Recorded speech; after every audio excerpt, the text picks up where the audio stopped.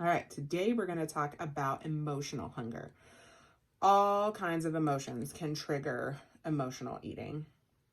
If you're lonely, if you're sad, you could be feeling those emotional challenges and struggles with mindless eating, like ice cream, candy, you fill in the blank.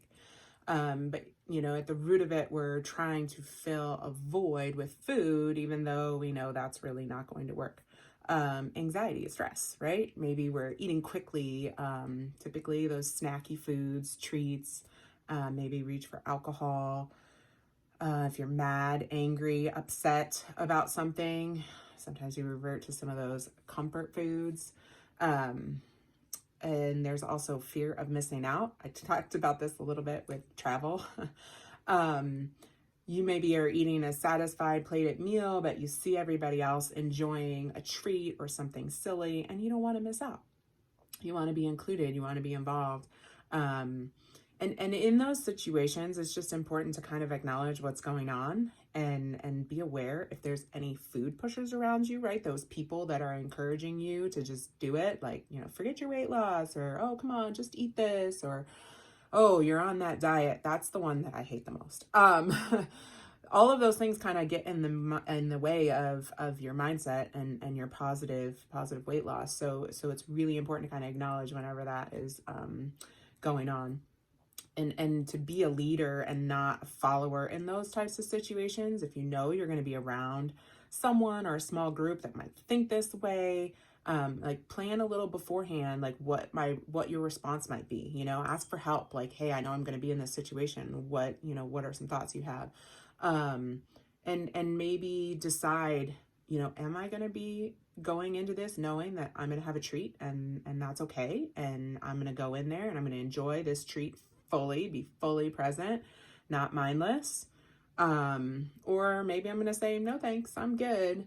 And am I going to be able to stick with that in this situation? Think about maybe how you'll explain to be mindset, your lifestyle change, and how you're thinking about food differently. And is that worth it with this particular group of people or not? But come up with something short that works for you, and know and remember that ultimately you are the one that makes the decision, not the people around you. Another kind of issue with that emotional eating piece is sort of that idea of like self-sabotage, right? Like we're seeing a lot of progress, and but at the same time we're leaving our comfort zone and where we're used to, and that can be a little bit scary sometimes. So maybe that progress is feeling a little overwhelming, so we're eating when we're not physically hungry, just to kind of stay within our comfort zone, or our comfort weight, or comfort size, right? But the good news is that, if we really need to lose weight for health reasons, or just to be more confident in where we're at, you can. And we know what to do to keep our mindset in the right place. And you can review any of the 2B Mindset videos to kind of refresh and refocus your mindset, especially the one, Start Losing Weight Now. It gives you kind of a little pep talk right there from Alana. That's a great one. And another emotion that we might experience, of course, is happiness, right? We're at a celebration, a party, I went to a wedding, or birthday. Like, we want to enjoy and be a part of that celebration. And any emotion, whatever it might be that you're feeling, it can be so empowering to just know and recognize when we're eating because of an emotion, and not physical hunger. If this is a struggle area, here's some action steps. If this is a struggle area, make sure you watch that emotional eating video where Alana kind of talks about that piece of things.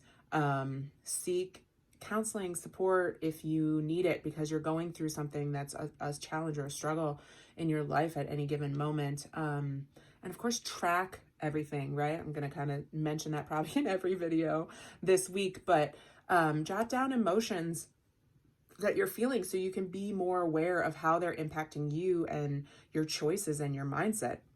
It just helps you, again, continue to learn what's going to work for you, and your weight loss. And if you're experiencing something difficult or challenging, it can be great to kind of flag that, so that if something else comes up later down the road, you can kind of go back and be like, what did I do during this time period that helped me get through that, maybe I can apply all of those same things to this new situation that's maybe a little different. Okay. So that's emotional eating. Tomorrow, we're going to talk about mind hunger.